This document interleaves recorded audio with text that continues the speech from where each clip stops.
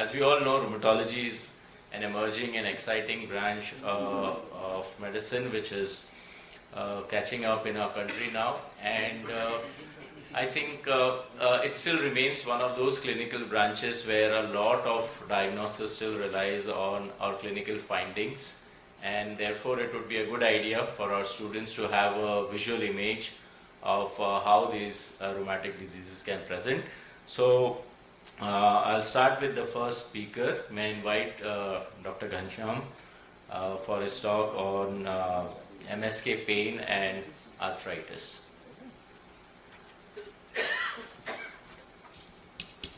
Thank you, Dr. Sunil. And it's a totally new concept, that undergraduate education. And last 2-3 days we are seeing that we should have more of a referral system in our PhD, maybe undergraduates, teaching we can improve, and even our GP we can improve this thing.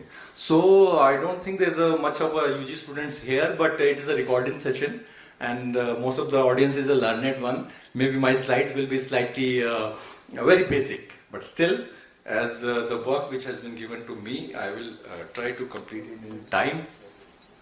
I'm not able to. Okay, so outline of the topic is a rheumatologist. I wanted to just tell that who are the rheumatologists which we are in this association, and how do they differ by orthopedician. We will talk about inflammatory arthritis, especially rheumatoid arthritis and spondyloarthropathy, ankylosing spondylitis, psoriasis, and reactive are the other important forms of spondyloarthritis.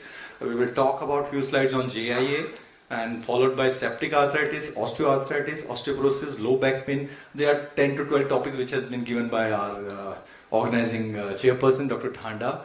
I hope I can finish maybe in next 15 minutes. So coming on to rheumatologists, they are the internist pediatrician with some extra training. Some are DM and some have extra fellowship. And they mainly treat autoimmune diseases, also called collagen vascular disease or connective tissue diseases. Most of these autoimmune diseases cause joint inflammation, which is called arthritis. And the prototype of diseases like rheumatoids, SLE, Sjögren, scleroderma, polymyositis, vasculitis. This will be covered in next 2-3 topics.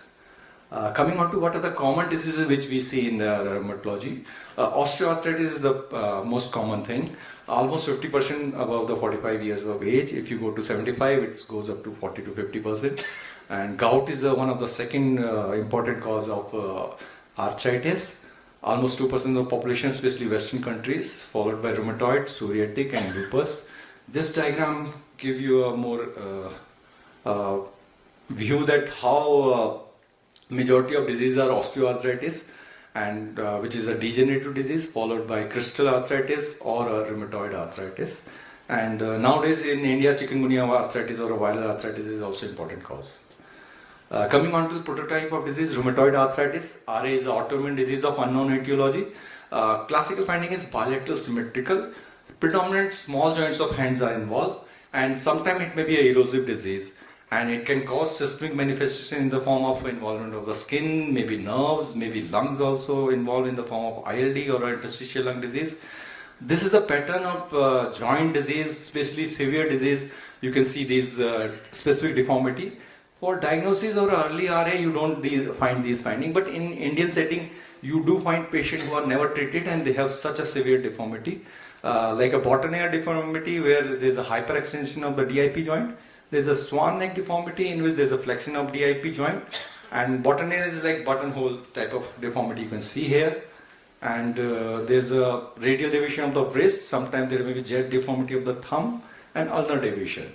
So sign and symptoms, early morning pain and stiffness is one of the important symptoms of the patient, and a lot of patient complain of a lot of fatigue even in early afternoon. And on clinical examination you find tender and swollen joints, especially bilateral symmetrical hand joints are involved, although large joints are also involved. If you don't treat, deformities and contracture are very common in this disease. This is the common finding in Indian settings, severe joint swelling. You can see, I'm not able to use the pointer. Okay, doesn't matter. So this type of patient you do see in your clinic in Indian setting. Like this is a 50-year-old female. She has a history of pain and swelling for last 5 years. So last 5 years, and last 3 years he has even developed the deformities. So here, if you do an X-ray of these patients, you can see a lot of joint damage is already occurred here, and she has never received a disease-modifying drug. Few years after, if you don't get treatment, you may have a lot of metal prosthesis, and later on, these large joints also get disease and severely deformed, and you need maybe a total knee replacement or a bilateral hemiarthroplasty. This is the normal joint you can see here. There's a cartilage here and there's a normal synovial fluid. While in osteoarthritis, which is a degenerative disease, there's a destruction of the cartilage, but there's no inflammation. While in RA or inflammatory arthritis, you can see a lot of inflammation is there and there's a subchondral erosion just above the cartilage. This is the classical pictures of RA, PIP joint involvement. DIP is usually spared. There may be rheumatoid nodule in 20 to 20% of patient, and there may be inflammation or subluxation of the MCP joint, which can be examined by a MCP squeeze. Same deformities you can see. And in pathology, there's an infiltration of the joint tissue. We don't need pathology biopsy for these patients, but this is just for the finding of joint. If you do arthroscopy, this is the 1987 criteria of ACR, which has recently been reviewed and changed because rheumatoid nodule is very infrequently seen in only 20-30% of the patient. There may be seronegative arthritis in which RF is negative. And you all know, even in orthopedics, if you don't find RF factor positive, people, even orthopedics say patient doesn't have a RA, and they do refer these patients to a rheumatologist. So we should know there's a seronegative rheumatoid arthritis is also an entity, and radiographic changes takes years to make in a RA. This is a 2010 guideline in which joint involvement is important. Polyarthritis given is a more joint score. Serology in the form of anti-CCP or RF factors is important, and ESR and duration is also important. Score of more than 6 define a RA. This is the distribution of the RA joint. We should know the difference between arthritis versus arthralgia. Inflammation of the joint with signs of inflammation is called arthritis, while arthralgia may be a just subjective finding. Patient may say pain is there in their joint, but when you examine, there is no tenderness, no synovitis. So cardinal signs of inflammation should be there in a patient who has arthritis, like calor, rubor, tumor, dolor, and functio lisa, or a loss of function later on when they have a deformity. Inflammatory arthritis, there are so many causes, common are autoimmune, rheumatoid, SPA, SLE, and septic arthritis, tubercular can also cause inflammatory arthritis, especially tubercular is important in Indian setting. And crystal arthritis, sometimes gout may also have a septic infection, so we do need to have aspiration of those joints. Traditional spondyloarthritis classification, the other types of inflammatory arthritis which we will be discussing. Ankylosing spondylitis is the prototype of this SPA or spondyloarthritis. We will also discuss psoriatic arthritis in which there is skin involvement, and as well as reactive arthritis in which there may be a conjunctivitis or maybe also urethritis. So this is a classical or a severe form of spondyloarthritis, ankylosing spondylitis. There's a stoop posture, whole the spine is fixed. If you do X-ray, you can see a bamboo spine here. The initial symptoms are inflammatory back pain. That means pain is more when the patient is in resting stage. While when he starts moving and all, after a few hours, he feels better and movement is better in the back. 25 to 30% of the patient may also develop a peripheral arthritis in this patient, ankylosing spondylitis. There may be nocturnal exacerbation, gluteal pain are also important things, and a lot of stiffness is there. This is a classical picture of ankylosing spondylitis because previously we didn't have any treatment. Now we have a lot of disease modifying drugs, biologics are available. So classically, like 1947, this gentleman is totally straight. Slightly the posture has started stooping, and by the time of 1972, almost 3 to 4 decades, patient has developed a bamboo spine with deformities, which is not now seen because of a good number of treatments available. This is how bamboo spine can develop because of annular fibrosis and erosion in the annular fibrosis, and this may become a bamboo spine. This is sacroiliitis, which is a hallmark of spondyloarthritis, grade 0, which is normal sacroiliac joint, which is classically seen in SPA, and grade 4 is ankylosing of the SPA joint. And there is some amount of bamboo spine in this images. New ASS criteria is there in which sacroiliitis or HLA-B27 positivity is an important finding. And there are 11 symptoms which may be present, and out of them, either 1 or 2, if available, you can make a diagnosis of SPA. So HLA-B27 genetic test is important. Coming on to other type of SPA, psoriatic arthritis. If someone has a skin involvement early, it's easy to diagnose, but sometimes arthritis comes first and skin involvement may be later. Then there is an issue. Scalp involvement, Koebner phenomena or extensor surface of the elbow can also be involved. Nails should be examined, commonly involved in psoriatic arthritis. There may be onycholysis. There may be a dactylitis, the sausage fingers you can see, or a toes, which is common symptoms and sign of SPA, seen in psoriasis, may be seen in even ankylosing spondylitis. These patients may develop a psoriatic arthritis in 25 to 30% of the patient. Like scalp involvement is there, but here you can see DIP involvement is seen in psoriatic arthritis, while DIP is spared, distal interphalangeal joint is spared in rheumatoid arthritis.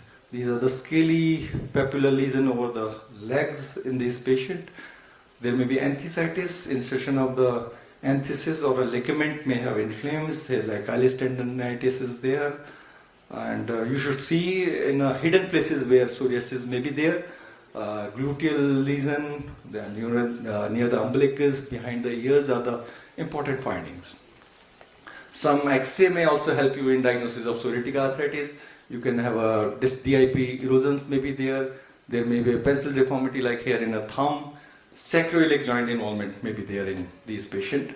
Another form of SPA, spondyloarthritis, is a reactive arthritis. When there's a classical triad of arthritis, urethritis, conjunctivitis, we call this Ritter's disease.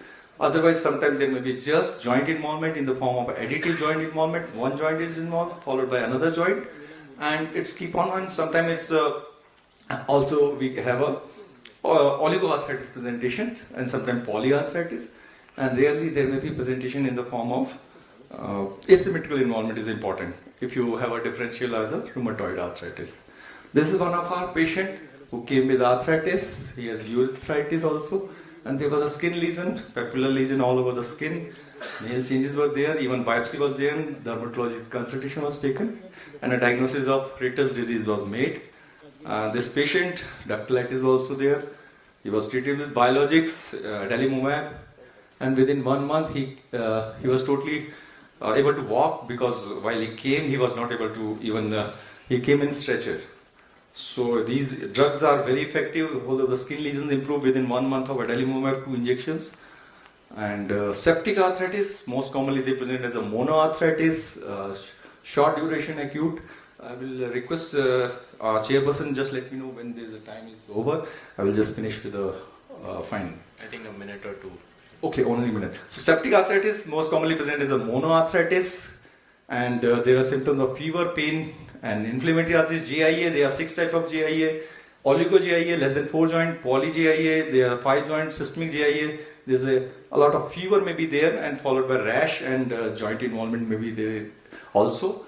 Whenever this disease occurs in an age which is less than 16 years, similar finding of a psoriasis may be there. We call it psoriatic GIA or a psoriatic arthritis. There's an enthesitis related arthritis in which you may have a IBD or inflammatory bowel disease like symptoms, which is HLA-B27 positive, and unprecedented GIA. So these are some pictures of GIA. Osteoarthritis, one of the common thing, is a degenerative disease. You can see a varus deformity of the bilateral knee here. Haberden nodules and Bocard nodules, DIP, PIP involvement may be there, and MCP and other joints are spared. Primary OA, secondary OA, these are the presentation of the RA here. You can see here, this knee and hip involvement is more common, as well as first toe, as well as first thumb involvement is there. These are the few joints X-rays, primary and secondary OA. Gout is also important, very common in 2% of the population. There are some finding. These are tophaceous gout, white cheesy material is there. We have a dual energy CT scanner which can diagnose these gout or a tophaceous gout here. This finding is there. We'll just show some slides. These are the aspiration, chalky material is here, which is on polarized microscopy negative for birefringence.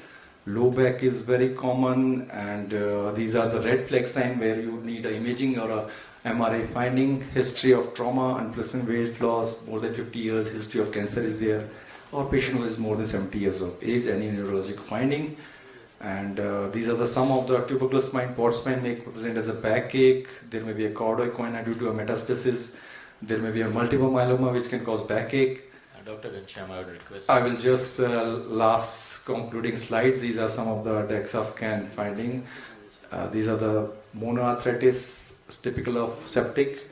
These are the oligoarthritis, reactive arthritis or SP, and this is the RA involvement or inflammatory arthritis. So last slide I will conclude. Joint pain and arthritis is very common in general population. Identification of inflammatory arthritis is important for undergraduates as well as general physician. Early diagnosis and treatment is key to better outcome of these joints, destroying inflammatory arthritis. Better knowledge and understanding of the rheumatologic diseases will help in early diagnosis and better outcome. Pattern of involvement and examination of joint for synovitis need to be understood. And considering mismatch of rheumatologists versus primary care physician in our population of 140 crores in population, training in joint disease and during UG curriculum will be a crucial thing to treat these rheumatologic illness. Thank you. Any questions? Thank you, Dr. Ghanshyam, for that, covering the entire arthritis in such a short period of time in such a simplistic form. And maybe we'll take the questions at the end, and I will request our next speaker, Dr. Paul, to take us beyond the joints, where the immunological disorders manage to affect the other organs of the body. So, Dr. Paul. Good morning to all. I am doing this session on behalf of Dr. Paul. He couldn't come due to some unavoidable reasons. Thank you for the scientific team for permitting me to do this. So without wasting time, my topic will be discussion on CTD, connective tissue disorders. Okay. So what are CTDs? So, connective tissue disorders include a wide spectrum of disorders. So basically, what are the connective tissue components of connective tissues? The major components are collagen and elastin. Both are produced by fibroblast, and they are present in almost every tissues. So this is a wide classification, including most of the rheumatological conditions, including lupus, psoriasis, scleroderma, ankylosing spondylitis, and some vasculitis as well. So when should we suspect connective tissue disorders? So if someone has got puffiness of their hands, muscle weakness, interstitial lung disease, glomerulonephritis, vascular events, unexplained fever, polyarthritis, rashes, recurrent oral ulcers, hair loss, Zika symptoms, nail fall changes, Raynaud's phenomenon. So these are all indicators of connective tissue disorders. So the prototype of connective tissue disorders is systemic lupus. So what happens in systemic lupus is the loss of self-tolerance resulting in polyclonal activation of B cell activation, and any organ can be involved. So you can see in this photo that any organ can be involved, from CNS to skin, and from kidneys to joints. Most of the joints can be, most of the organs and organ systems can be involved. So coming to the cutaneous lesions, there is a Gilliam classification which speaks about specific skin lesions specific to lupus and non-specific. So amongst the specific lesions, it can be divided into acute lupus, subacute cutaneous lupus, and chronic lupus. So in this lady, you can see the classic malar rash in the face. So this is characteristic of acute lupus, and so here we can see there's a rash over her chest as well as her upper arm, and there's a rash over her face as well. So these are all rashes associated with cutaneous. This is specific to photosensitive rash, specific to lupus.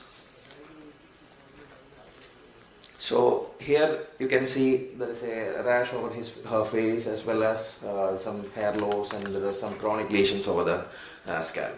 So the acute lesions include malar rash or butterfly rash and generalized erythema. Subacute cutaneous lupus includes the annular polycyclic variant or psoriasiform lesions. The chronic lupus lesions include discoid lupus, various types, the lupus profundus, mucosal lupus, and lupus timidus. So these are the chronic sort of lesions. You can see the chronic lesions, the discoid lupus over the earlobe and over the face as well. And you can see the oral lesions in the oral cavity, lupus lesions in the face, and this is not clear actually. So there is a lupus timidus lesion over the malar, over the cheek, and the skin lesions over the hands.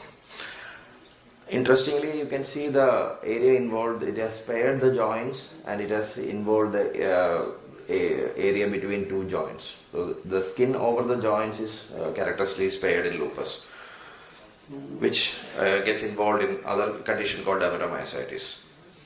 So you have got the oral ulcer on the hard palate, which is typically painless ulcer. The non-specific lesions include a wide variety of lesions, including vasculitis, vasculopathy, alopecia, lupus hair, then a big list of non-specific lesions. So as an undergraduate, what someone should be aware about these lesions, because probably you will be the only person seeing, you're the first point of entry for the patient, so you should be able to identify these lesions and refer to a physician or a rheumatologist. Okay, so these are the non-specific lesions, the gangrene and other skin lesions, and the libido lesions over the leg, and ulcers, and libido vasculopathy due to secondary antiphospholipid syndrome. So antiphospholipid syndrome is associated with lupus, and it can cause a wide variety of lesions, including ulcers and vasculopathies. So the black nails associated with lupus is a characteristic lupus hair, thinned out hair, and lupus alopecia with the scars of the scars over the scalp. And coming to arthritis, so there can be joint involvement in connective tissue disorders. Usually the small joints are involved. Inflammatory type of joint pain, and usually symmetric and usually non-deforming. So the musculoskeletal manifestations include arthralgia, arthritis, especially in lupus you can have the non-erosive Jacob's arthropathy, and tenosynovitis, myositis, and avascular necrosis. Coming to the neuropsychiatric manifestations of lupus, when you see this list, you can see that almost every part of the central nervous system can involve, from meninges, cerebrovascular demyelination involving the tracts, headache, movement disorder, myelopathy, seizure disorder, confusional state, anxiety disorders, cognitive dysfunction, mood disorder, and psychosis. So virtually any part of the central nervous system can be involved by lupus. Coming to the peripheral nervous system, you can also see that the Guillain-Barré, autonomic neuropathy, mononeuropathy, the neuromuscular junction, myasthenia gravis, cranial neuropathy, plexopathy, and polyneuropathy. So lupus can involve any part of the nervous system, either it is peripheral or central, or even the neuromuscular junction as well. Hematological manifestations include anemia, leukopenia, neutropenia, and lymphopenia, and thrombocytopenia, and rarely myelofibrosis can also happen. Pulmonary manifestation include all three layers like pleura. Just below the pleura you have the lung parenchyma, the lupus pneumonitis, diffuse alveolar hemorrhage, and the vasculature, the pulmonary hypertension. And there are some rare conditions, the pulmonary hypertension as well as pulmonary embolism can happen. And there are some rare conditions like shrinking lung syndrome, which happens in less than 5% of lupus patients. So you can see that X-rays. This is the diffuse alveolar hemorrhage, and these are the organized pneumonias.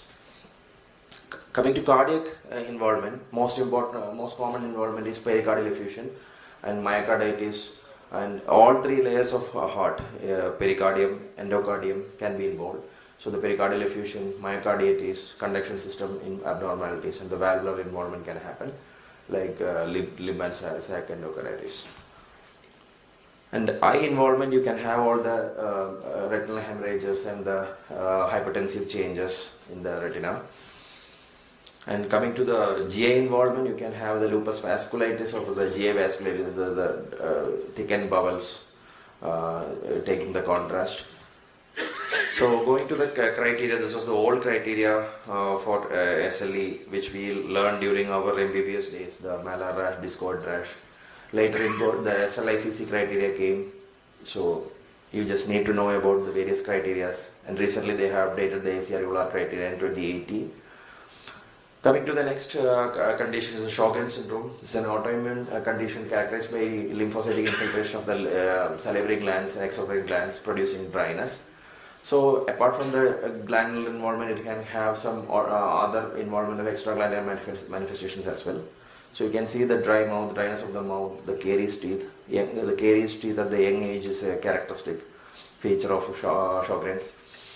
So this is a Schirmer test showing positive reduced tear flow, and which results in grittiness, eye infections, and dryness of eyes. You can see the parotid enlargement over here. So apart from the dryness and all those manifestations, there are extraglandular manifestations. Similarly, just like lupus, it can involve any organ like respiratory, causing interstitial pneumonia, GA involvement, skin and mucous membrane involvement, and neurological involvement. Especially neurological involvement is difficult to manage as well. So coming to just histology, for focus score is there's a focus of more than 50 lymphocytes in biopsy, so that is required for the classification. So this is a 2016 ACR criteria showing focus score more than one, getting 3 points, antibodies, dry eyes, Schirmer, and salivary flow. We have another 2 minutes for us. So coming to scleroderma, so the earliest feature is Raynaud's phenomenon. You can see the typical Raynaud's lesions, the skin tip ulcers, the ulcers progressing to gangrene, and the typical nail fold changes over here. So you can see the nail folding facts over here, and the terminal resorption of the terminal phalanx, and the typical salt and pepper appearance over here, as well as here, and the typical fish mouth appearance, and the swelling of the face. And here you can see I'm not sure it's clear, there's a ulcer over here, and there's a lot of calcinosis, which can dystrophic calcification can happen. The telangiectasia in the mouth, and the lesions over the hands. The most dreaded complication of connected to scleroderma is ILD. So especially diffuse cutaneous disease with SCL70 positivity, significant damage to lung. Gastrointestinal involvement any part of this GI tract can be involved. The typical ones are the watermelon stomach and the bacterial outgrowth.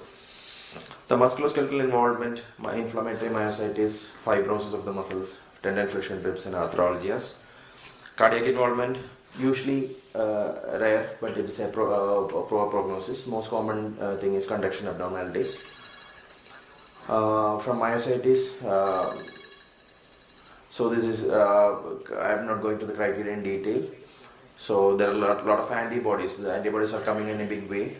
Subsets of myositis include antisynthetase, necrotizing myopathy, overlap with other connective tissue disorders. So you can see that this is an upcoming thing. There is a lot of overlap between various phenotypes.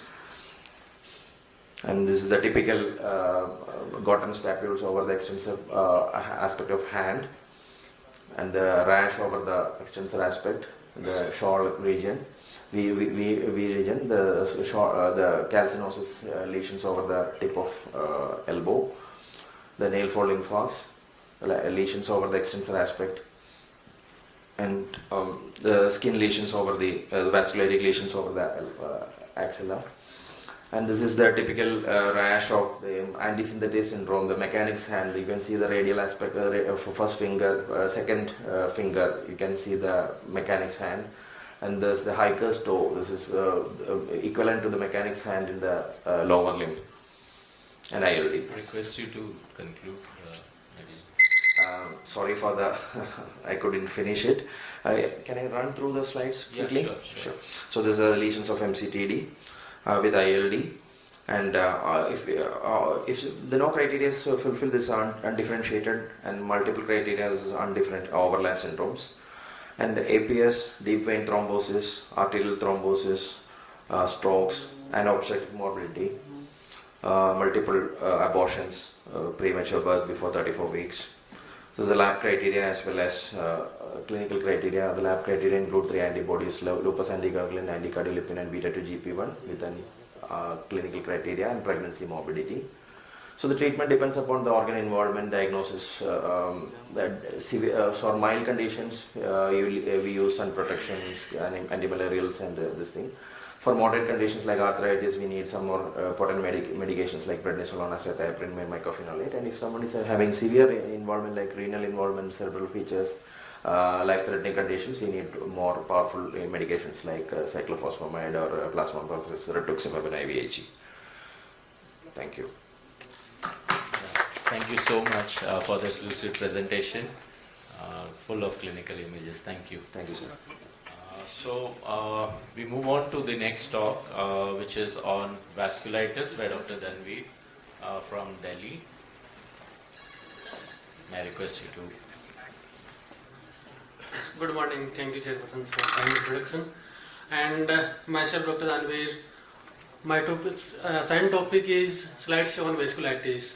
So I will take you through these slides under the outline of history, classification criteria, clinical features, treatment, and some take-home message. So this is the history of vasculitis when the Cosmol and Mayer way back in 1866 discovered the polyarteritis nodosa based on some necrotizing vasculitis and the nodosis finding. Then after 70 years, Wegener's discovered Wegener's vasculitis, then Church-Strauss came that GKJMPA and then Kawasaki, and now we know that this Chapel classification is available to us, and it has been modified in 2012 as the involvement of the vessel, size of the vessel according to large, medium and small vessel vasculitis. So this is the photograph of Chapel Hill, that University of Carolina situated in Chapel Hill, where the classification has been discovered this 1994 and 2012. Small vessel vasculitis, this is also called unclassified vasculitis. We have two criteria, 1990 criteria, and now the SCR ULR also has been come up. So 1990 criteria consist of abnormal urinary sediments along with the abnormal finding on chest radiographs, that is nodule, cavity or fixed infiltrates. Oral ulcer, nasal discharge, biopsy finding. Out of these 4, 2 is required. You cannot, that ANCA is not included in this criteria. So ANCA is included in ACR ULR newer classification criteria, where the score is, that is based on the scoring system, and it scores 5. Maximum score is for ANCA positivity. That is why the name is ANCA associated vasculitis, and now it depends on the laboratory parameters rather than our clinical skills. So now I think the futuristic approach is to look for the antibodies. And you can see that other eosinophil counts and the positivity of MPO has a negative marking. And again, this is the 1990 classification criteria for EGPA, where the 6 domains are there, and it also now that ACR ULR has been modified, and it is also again on the CNCA positivity. Note that there is no PNCA positivity in this. CNCA positivity has negative marking again. Now we have MPA classification criteria also. In 1990 there was no MPA criteria. Now we have this MP criteria, which also has some features of clinical features along with the positivity of antibody. That MPO antibody against this happens, but here the CNCA positivity gives negative marking. What are the clinical manifestations of GPA, MP and CS? This Church-Strauss, or you can see EGPA. I will take you through this case scenario. She is the 45 years old female presented to us with a painful bluish discoloration with purpuric lesion of both feet for 5 days. There was tongue ulcer, chest discomfort, arthralgia for 2 months. So, and on investigation she had normocytic normochromic anemia along with the leukocytosis and thrombocytosis with the elevated ESR, and there was high titers of CNK positivity. So this was a typical case of GPA. Chest X-ray was showing inhomogeneous opacity of bilateral lower lobe zones.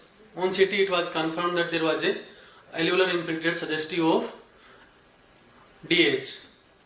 So that is why there was a anemia, and that was acute onset of anemia which was showing normocytic normochromic anemia. GPA can also have vaginous, that also known as vaginous granulomatosis, as nasal bridge hatch depression which is seen in GPA. That is because of nasal cartilage destruction. You can observe that there is nasal cartilage is destructed, and we can see that there is mucosal thickening also, that is as a sinusitis. So sinusitis, nasal bridge depression, all these are the findings of GPA. Subglottic stenosis, one of the dreaded complications of GPA, can be seen in some patients and requires urgent intervention. This is the granulomatous lesion, the retroorbital, which leads to proptosis. Some of the nodules cavities in the CT can be seen in GPA, and this is the renal involvement in the form of crescentic glomerulonephritis. The crescent forms of this cellular crescent forms along the glomeruli, that is why it is called crescentic glomerulonephritis. Microscopic polyangiitis, all the clinical features seen in GPA can be the presenting manifestation of MPA, with few differentiating features in the form of frequency. So kidney involvement is seen more frequently in MPA as compared to GPA, and ENT and upper this joint muscle involvement is less common as compared to the GPA. This EGPA form has skin and peripheral movement as more as compared to the GPA and MPA. So the presence of anti-MPA antibodies and no granuloma favors the diagnosis of MPA. Treatment is induction therapy and maintenance therapy. Induction therapy we do have cyclophosphamide and rituximab.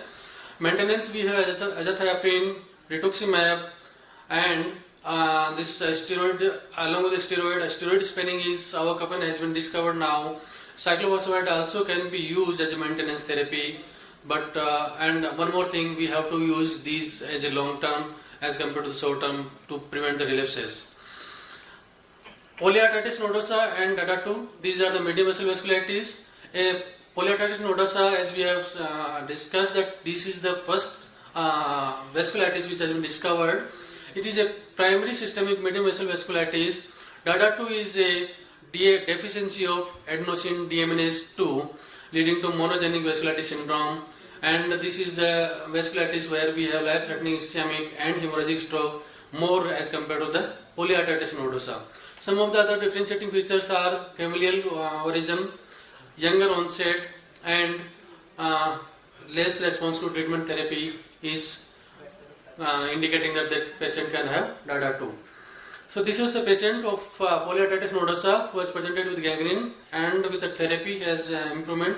Some of the toes were required auto amputation, and in the hospital course he developed GI bleed, pain abdomen, and on the imaging he was found to have aneurysm, and on biopsy he was found to have fibrinoid necrosis. This is a representative feature, but he was found to have necrotizing vasculitis. So this is how the fibrinoid necrosis is seen along with the thrombus in the vessel.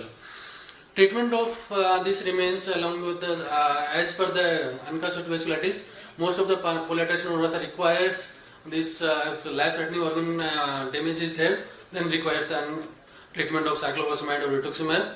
DADA2 requires anti-TNF therapy. This was the patient of cutaneous polyarteritis nodosa. We have classical cutaneous polyarteritis nodosa, classical and cutaneous polyarteritis nodosa. So this was the patient of cutaneous polyarteritis nodosa which improved with the treatment. This requires less aggressive treatment only. This 32 years female who has presented to us with bluish discoloration of the fingers, and she was found to have feeble and absent radial pulse, and she was diagnosed as a essential cryofibrinogenemia based on the cryofibrin positivity. So once you suspect the patient is having digital gangrene or ectogangrene, especially when the starting of this winter season, and there is negativity of the CNK and all the viral markers, then you can suspect, even with the positivity of viral markers, we could suspect this cryofibrin and cryoglobulin positivity. So this requires that sampling. Along with this, this requires plasma as well as serum. So both can have cryogenic positivity, that is more than 1% or greater than 50 microliter is required to make the diagnosis of cryofibrinnemia or cryoglobulinemia.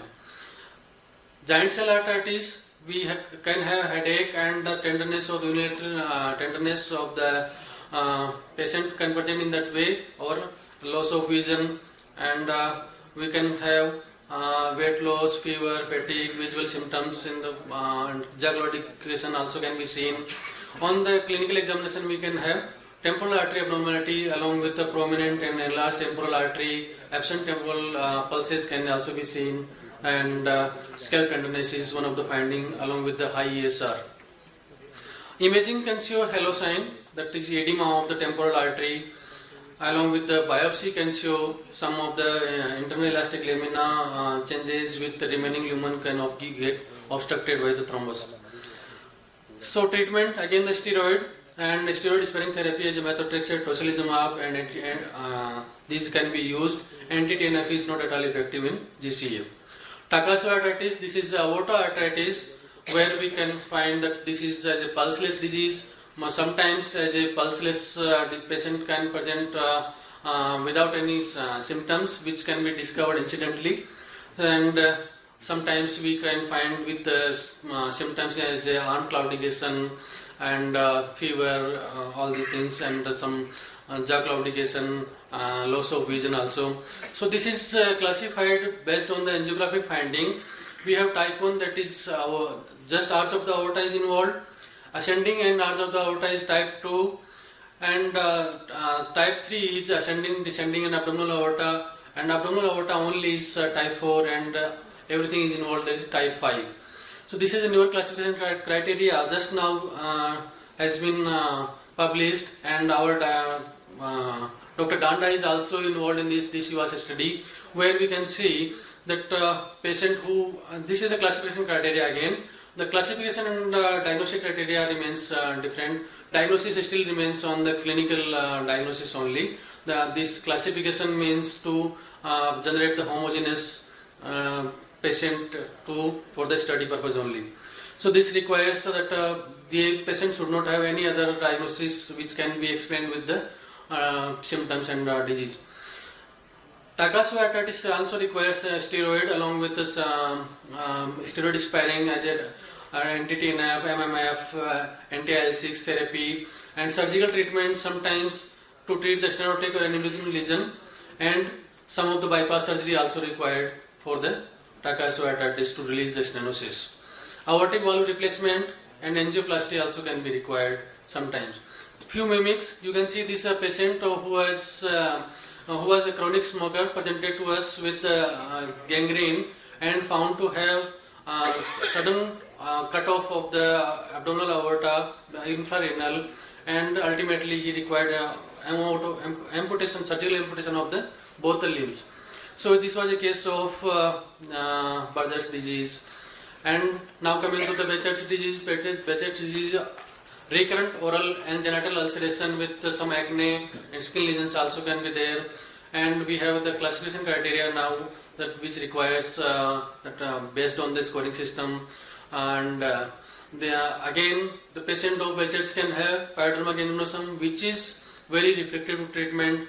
This is the patient who had been presented to us with the gangrenous angina along with the recurrent oral and genital ulceration. There was no DVT in this patient, but there was panuveitis. One eye was totally blinded, and another eye was also having panuveitis. But both pen uveitis and the recurrent oral and genital ulceration were treated that responded well, but this pyoderma gangrenosum didn't respond. And I advised him anti-TNF, but he was not affording, so I used JAK inhibitor, and nowadays it is promising that the JAK inhibitor can help in the patient of Behçet's where the refractory pyoderma gangrenosum or even the pen uveitis is also there. Dr. Dhanvir, I request you to go. Yes, sir. So DVT is another manifestation. Sometimes patient can have the chondritis. This is just now we have seen this patient. This is also called magic syndrome, Kawasaki disease. We have extensive discussion yesterday. That is, we can have this fever more than 5 days, along with lymphadenopathy, the skin lesions, and this oral lip ulceration, along with the disclamation, and this tongue lesions also can be seen, where we have 4 stages, and treatment requires IV IgG in the form of single dose along with the high dose aspirin, and some of the infection can mimic the vasculitis in the form of tuberculosis, syphilis, HIV, infective endocarditis, hepatitis B and C. Tuberculosis and syphilis mimics aortoarteritis, where infective endocarditis mimics and this hepatitis B as a medium vessel vasculitis. Take home message is mimic of vasculitis must be excluded. Atypical features or lack of response to treatment must also raise the suspicion of alternate diagnosis. The differential diagnosis of large vessel vasculitis most commonly include atherosclerosis, infectious aortoarteritis, and genetic disorders. Vascular imaging and inflammatory markers are often useful in the evaluation of medium vessel vasculitis. Clinical suspicion of small vessel vasculitis is heterogeneous, and multidisciplinary collaboration is required to confirm the correct diagnosis. Thank you so much. Thank you, Dr. Dhanvir, making a difficult topic of vasculitis in such a simple form. Yeah. So we next move on to the last part of this session, which is a panel discussion, and I request co-panelist Dr. Mmdeai from Bilaspur, Dr. Soumya. Just switched role to being the lead panelist for this discussion. We know we have time constraints, so we'll try to be brief in the next 10 minutes. We're trying to discuss out here that how much and emphasis needs to be given to rheumatology. We know that for a brighter future of rheumatology, we do need that our students get to have a feel of rheumatology. We need to sow that seed right at the basic level of our medical education. But at the same time, it has to be a delicate balance because they have so many subjects to take care of, and one cannot be really pushing or over bombarding the topic, and that's why I mentioned a feel of rheumatology is what is important. And to make it very simple for our students, I had actually put it as the golden circle of this why, how and what, so that it is meaningful to the students as to what we are planning to do here in the next 10 minutes. So we start with the why, the purpose, and I request Dr. Amit to maybe take us through that. From the student's point of view, is it necessary that rheumatology needs to be a part of their curriculum? And then there's a follow-up question that if somebody doesn't want to pursue rheumatology, then is it needed for practice in general practice? Good morning, everyone. So a very important question is that why rheumatology needs to be included in undergraduate curriculum.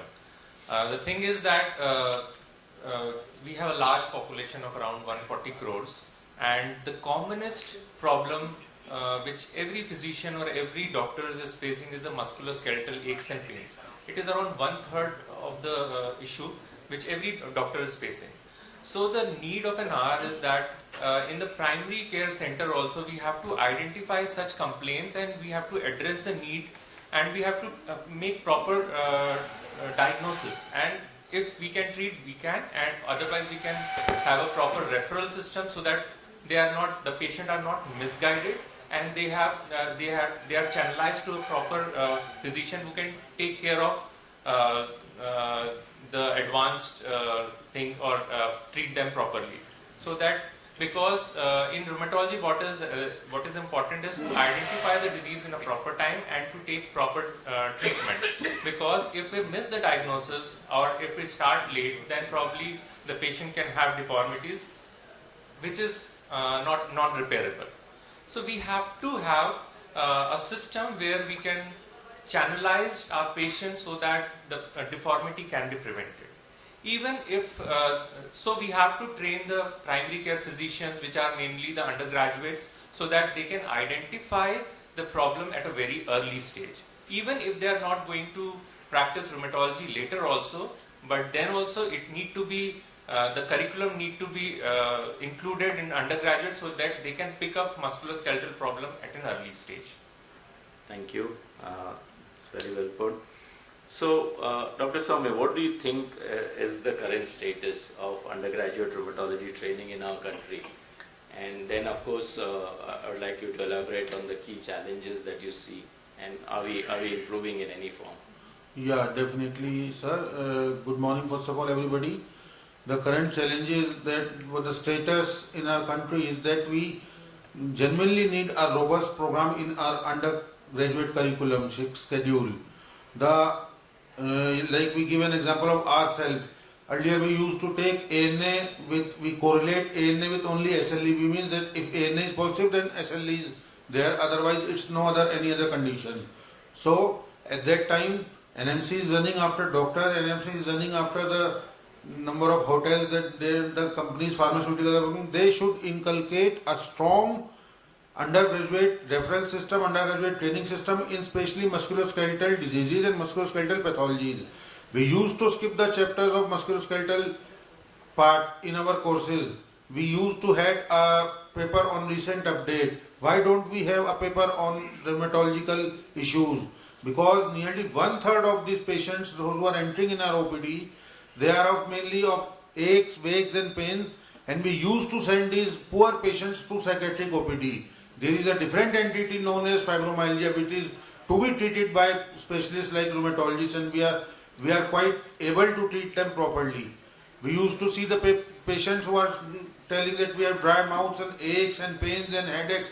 These poor patients are referred towards psychiatric OPD, and these are the patients who are come positive with anti-Rho, anti-La, and most commonly encountered as Sjogren's syndrome. So why at our undergraduate level only we have to pick up these type of patients, and you have to have knowledge, and you can refer them to a specialist if you need it to be. Sure, thank you. Yeah, I think it's largely restricted to those institutions where we have rheumatologists practicing or we have physicians who are trained or have an interest in rheumatology. But if you look at the entire country, I think it's very minimal or almost non-existent for the undergraduate. And of course, having teachers to be able to impart this is also equally important. Probably that remains the key challenge, because if there aren't people to really educate them or put it across to them in a simplistic fashion, then probably we will not be able to deliver that. And so it's important that we have some sort of curriculum for them, and we need to keep it simple, but at the same time we should be able to make them competent in evaluation of rheumatic diseases. So Dr. Star, what would be your views on the curriculum that should be there? What is expected out of them? Good morning, everybody. Yes, the need of the hour is to incorporate this musculoskeletal disorder at undergraduate level, because they have cardio, nephro or gastro, in the same type musculoskeletal disorders should be introduced for them, so that they can be able to refer or identify the patient, whether this is inflammatory or non-inflammatory. At undergraduate level, we never knew that this is difference between an inflammatory and non-inflammatory. Even these days, the patient seen by a general practitioner with any ache or with any arthritis, he refers them to an orthopedician. She should be able to guide the patient, to diagnose the patient, to have a high degree of suspicion that this is a rheumatological patient. So this curriculum should be like that. This should be included in this, and we should have good advocacy with the NMC that they should introduce this rheumatology as a minor subject in the medicine. And we, as at ERA, we should make a handbook in a simple language for undergraduate these students, so they should be able to grab everything what they should do. Because when we get admission in the medical college, we used to buy this Gray's Anatomy. When it is the time of examination, we go through the Churasia. Same way, they never go through Oxford this rheumatology. We should come with a handbook, and it should be added in the curriculum, and they will come to know about the rheumatology, and they should be able to identify that every RF positive is not a rheumatoid arthritis and every ANA positive is an SLE. So this is the need of the hour. We should have a good advocacy from this platform. True.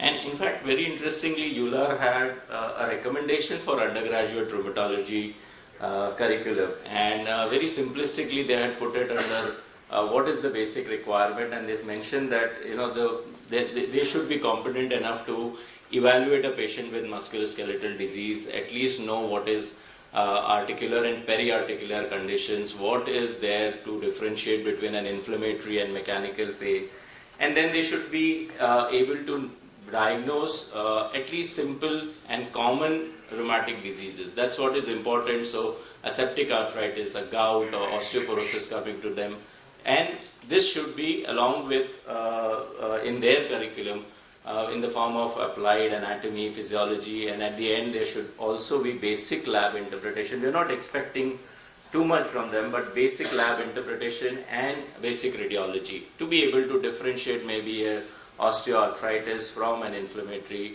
arthritis based on some radiological findings. So very well, and as you rightly said, these are the things that can be incorporated into our curriculum, and then it will be easy for the teachers to teach. Musculoskeletal disorder is a very big burden, and they should be able to guide the patient, or they should be able at the primary level to at least give some treatment to them and identify the disease.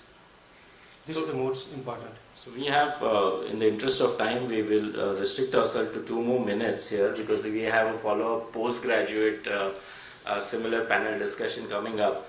But it's easy to be able to probably think about it, and always the difficult part is the implementation. And we look at, we just discussed, and at the same time, if there are students and the teaching methods, when this has to be introduced to them, how we can make them interesting. So how do we go ahead, Amit?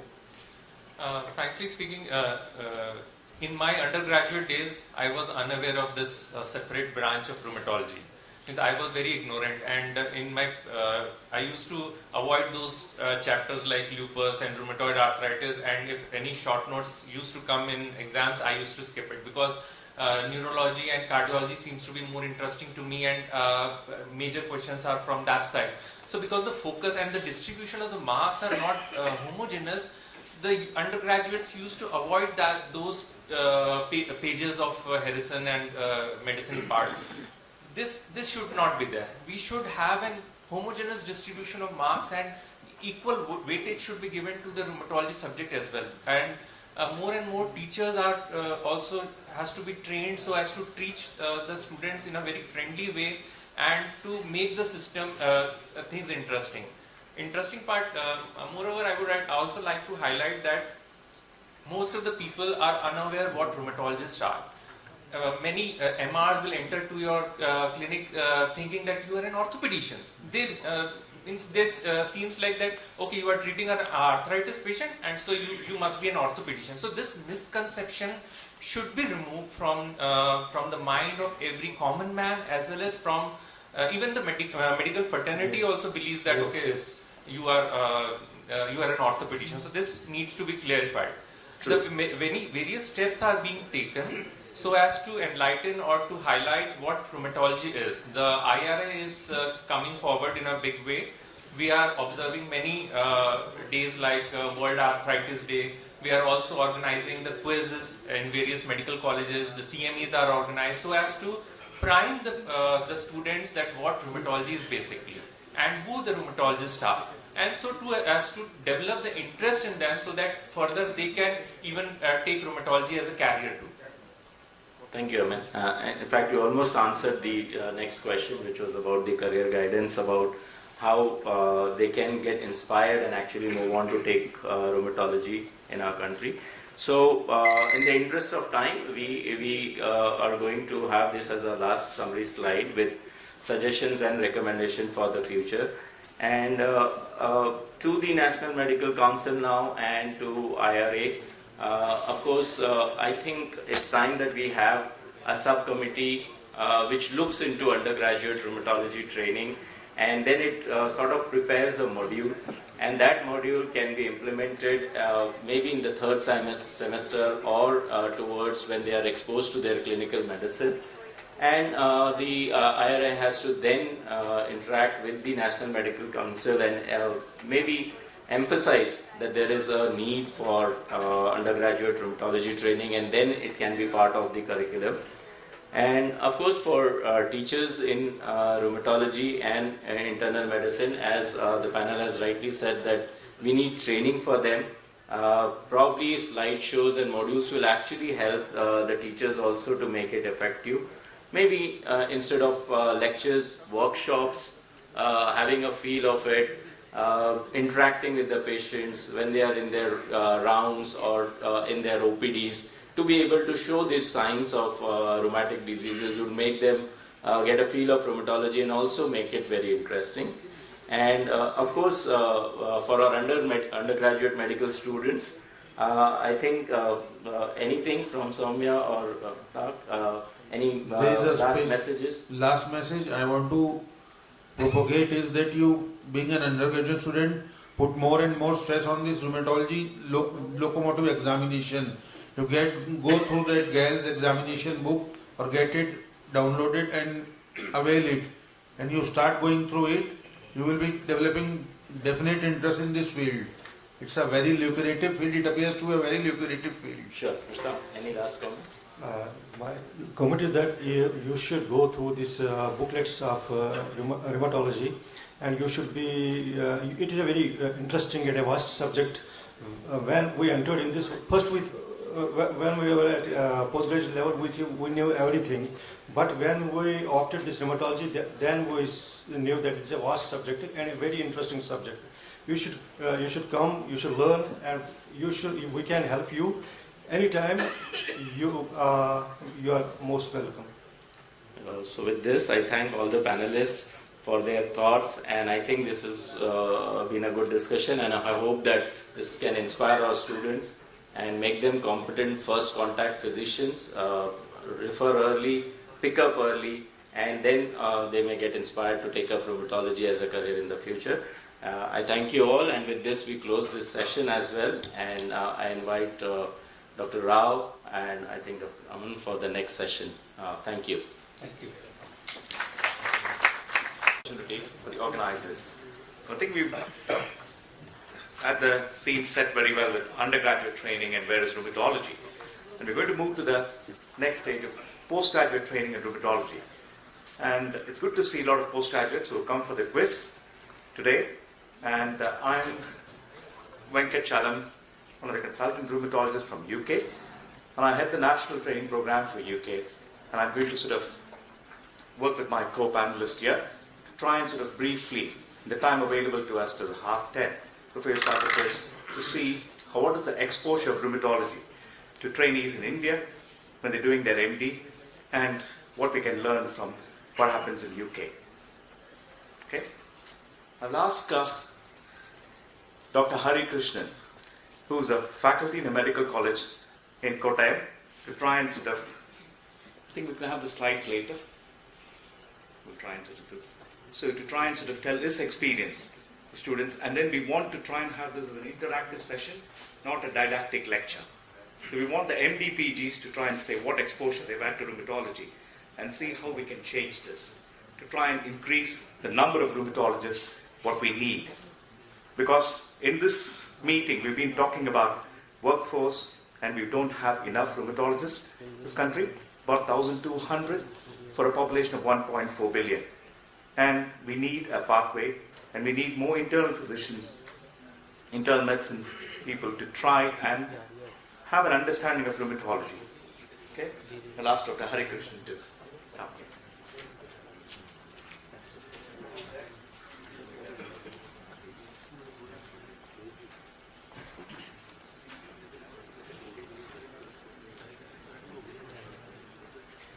Good morning, one and all. It's a pleasure to be here. First of all, I would like to give a background about myself. Okay, so that is very important. So actually, I finished my DM in clinical immunology and rheumatology from SCPG Lucknow in 2020, and for the last 2 years, I've been working in Government Medical College Kottayam as an assistant professor in internal medicine. So I'm working in medicine. So I think the postgraduates. I will be able to relate more with the postgraduates. Okay.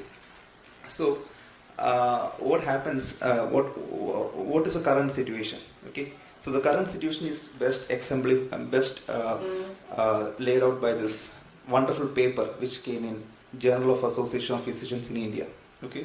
So this paper by Durga Prasanna Mishra and other investigators, they basically did a survey. Okay. And this paper came in JAPI in 2019. So this was a survey of more than 300 physicians who attended the annual conference of Physicians of India meeting. Okay.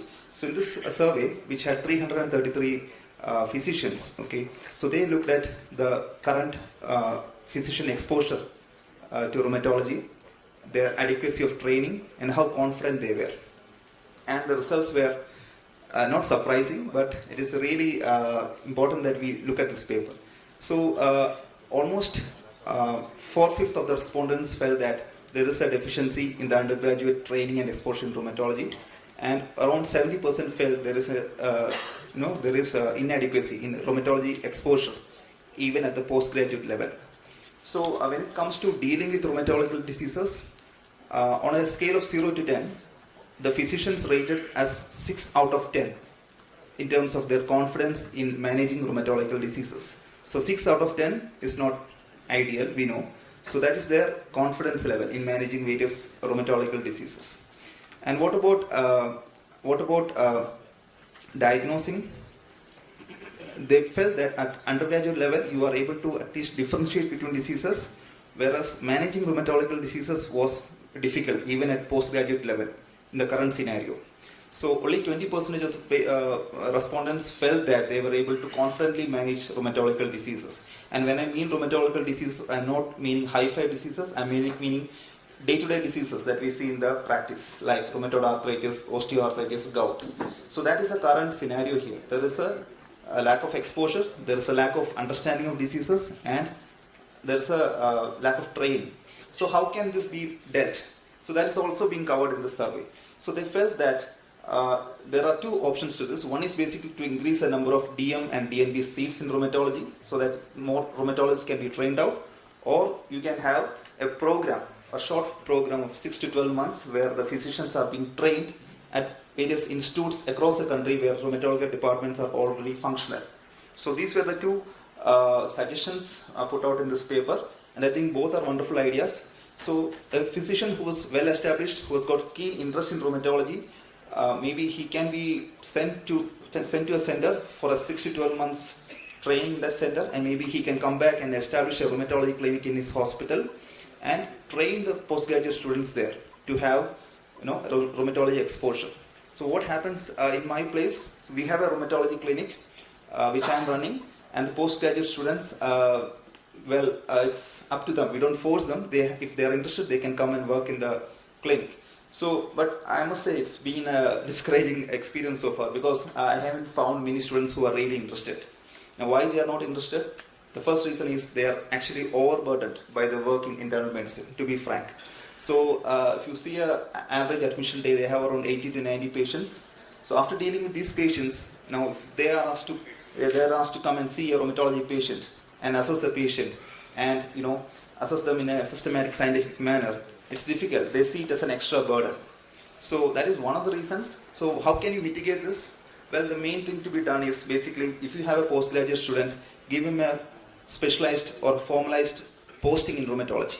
Like you have postgraduates posted in cardiology, neurology, nephrology. So like that, give them a short posting, like a 2 weeks posting in a rheumatology unit, which is run by a physician who is trained or who's got at least a short period of training in rheumatology or a qualified rheumatologist.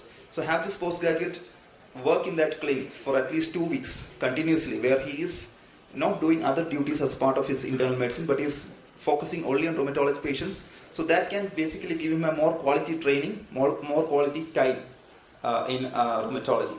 So current scenario is actually very discouraging. Over the last 2 years, I've been really disheartened by the attitude of the postgraduates, but I know the limitations. The limitations because of the huge workload that they are going through. And apart, how can you tackle this? Basically, it's by allocating these students to rheumatology postings. Okay, you send them to rheumatology postings, which can range from 2 weeks to 1 month, where they deal with IP patients, they deal with the rheumatology clinics, and another way to go forward is to have focus meetings, rheumatology training programs, rheumatology CMEs, at least once a year in that tertiary care center. So what happens with the rheumatology meetings are that they are usually held in big cities, and people from faraway places have to travel there, which might not be convenient or might not be possible in a busy medical college. So the IRA should have this program at least once a year in every tertiary medical college, where they come to the tertiary care medical college, do at least a 1-day CME, which focuses on both undergraduates and postgraduates. Okay, so I think that is the way forward. So 2 suggestions: either you can send the physicians for short-term training, or you can increase the DM and DMB seats. Well, I don't know which is going to happen, but anyway, we need more rheumatology training at the postgraduate levels. We need dedicated rheumatology clinics, and yeah, so that's my experience.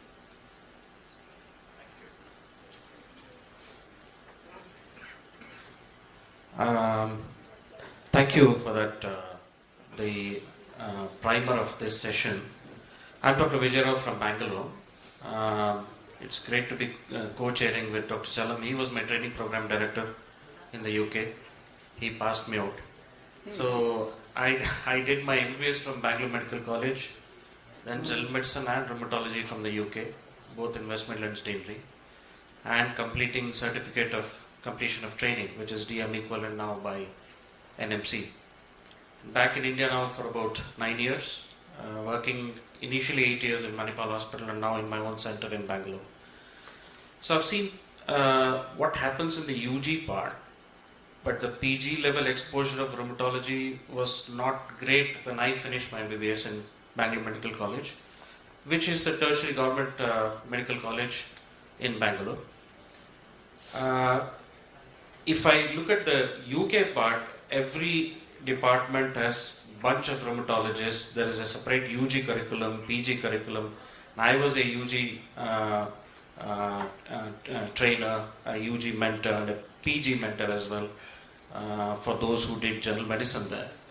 So what I can tell from teaching those and how those people got exposure was basically, as Dr. Harikrishnan said, that it should be trainee-led. You have to show interest in reaching out to the state chapters in India. Now each state chapter has a fantastic online resource of who are the office bearers. Reach out to them, and almost everybody city meetings are being done on a monthly level, and some of which are hybrid and Zoom as well. So you can attend that, present cases, be more visible. That's when you will develop interest. You can start developing your CV, publish your CV. And there are online courses like ULR course which you can attend. My own trainees in Manipal did it, which will give you more knowledge and most evidence-based clinical approach to rheumatology. And meetings like this, of course, national level meetings, presenting and making yourself visible.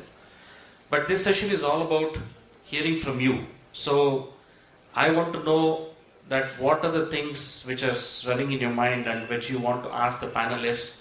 Feel free, please come forward and ask. We want the MD postgraduates sitting at the back to try and see what exposure you had to rheumatology during your training. What's brought you here? I think lots of people are set here for the quiz. Okay? So if anybody wants to sort of stand up or raise your hand, and because being an interactive session, we don't want to be talking. Okay, you want to come up?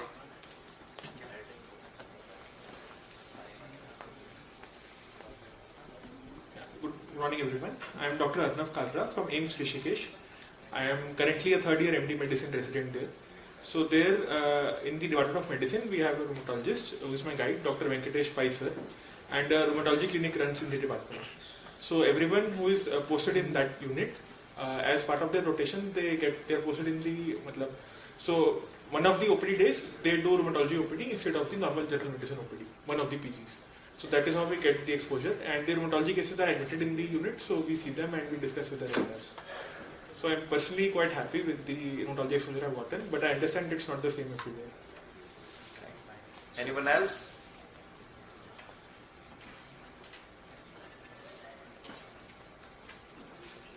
Okay.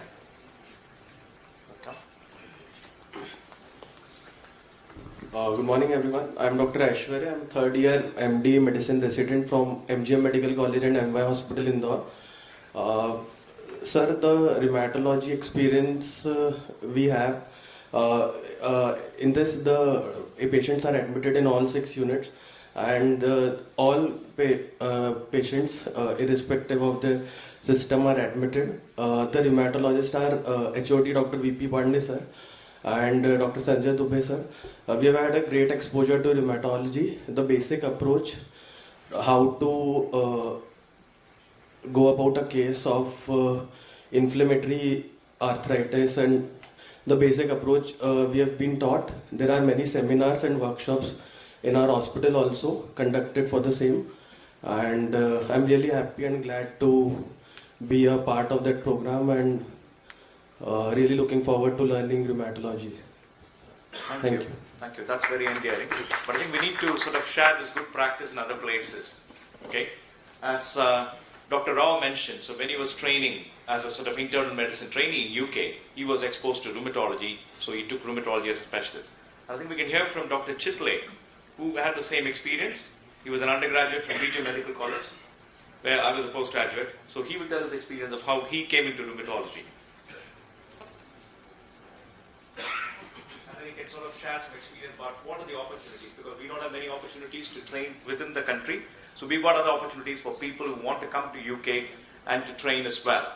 So there are opportunities available there, because we've got only about 40 seats, DM and DNB here for a large country. We need to increase that, but we've got fellowships and other things.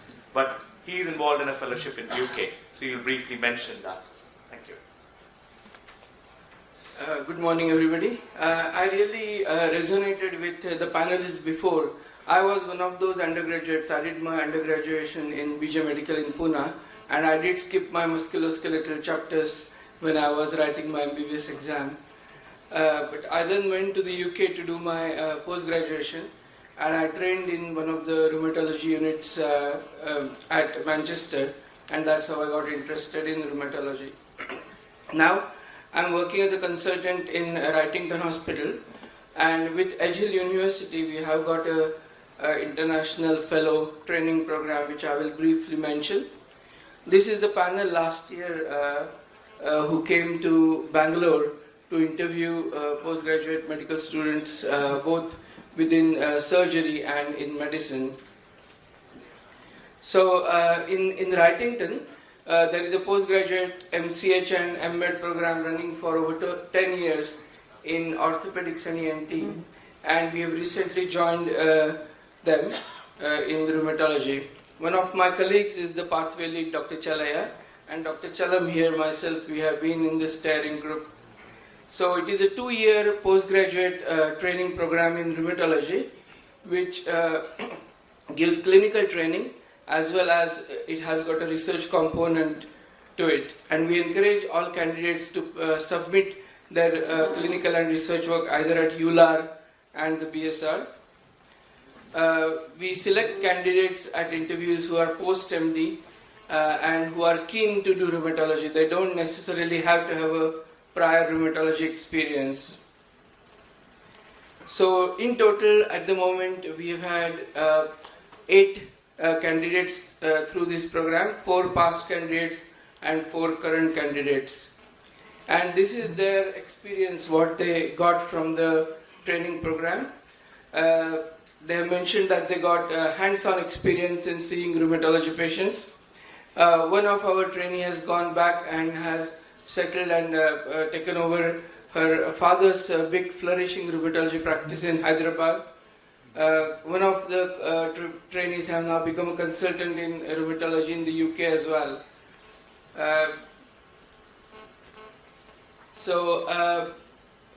If anybody has any questions about these opportunities, we do have flyers for this program as well, and this is one of the paths that rheumatology training can be obtained. We encourage the trainees to obtain the training for a couple of years and to come back to India and to set up a practice here as well. Finally, I have got this picture because Ahilabai Holkar, who is a Maharashtrian, and I'm a Maharashtrian by background, so she is one of the leaders in Indore. Thank you very much.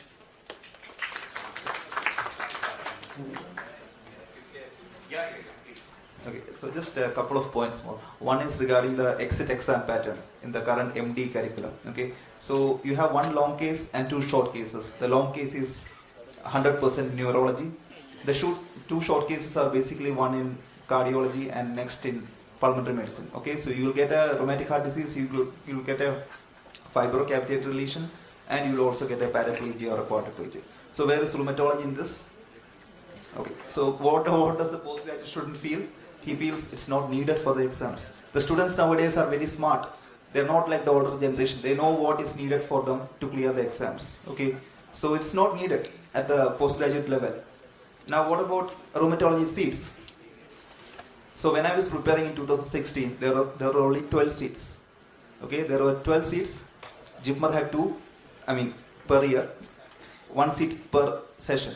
So when I was preparing for JIPMER, people used to call me mad. Okay, you are preparing for that 1 seat. Okay, even if you are rank 2, you will not get the seat. You are preparing for that 1 seat. Sanket will know. Both of us went for JIPMER, and it was people around us were looking at like we are mad. So same case in PJ Chandigarh, only 1 seat per session. So we used to count. Every day morning I used to count the number of seats. When I get up in the morning, it was like to 10 or 12.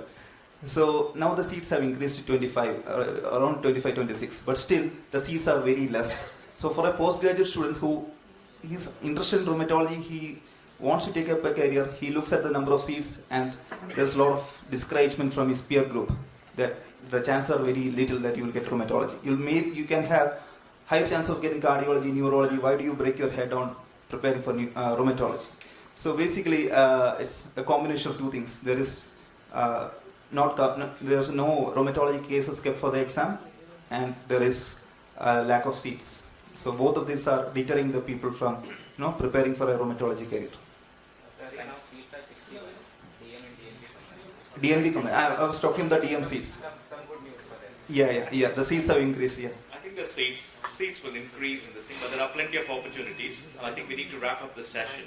So 30 years ago, when I was an MD student in BJ Medical College, I got interested in rheumatology because we were volunteers of the Iracon meeting there in Pune. The whole Iracon meeting was in the hall of this size with only 50 people in 1992. So we invited the professors from the Iracon when they were trying to have a CME in the medical college. They had a quiz. That's where we got interested in rheumatology. There were not even 1 or 2 seats even at that time in 1992-93. So Dr. Balakrishnan in Mmdeai and myself, we got into rheumatology at that time when we didn't know what was the future. But the future is bright for all the young students. And if we can convert all of you sitting in the back and come for the quiz to future rheumatologists, we have done the best outcome for this session. But I think don't get disheartened by the less number of seats, DM or DNB. There are fellowships, there are other opportunities. But if you're interested, or if you're going to be a physician with a special interest in rheumatology, then you could do a great deal. Any other questions or comments from the audience before we move on to the quiz? Yes.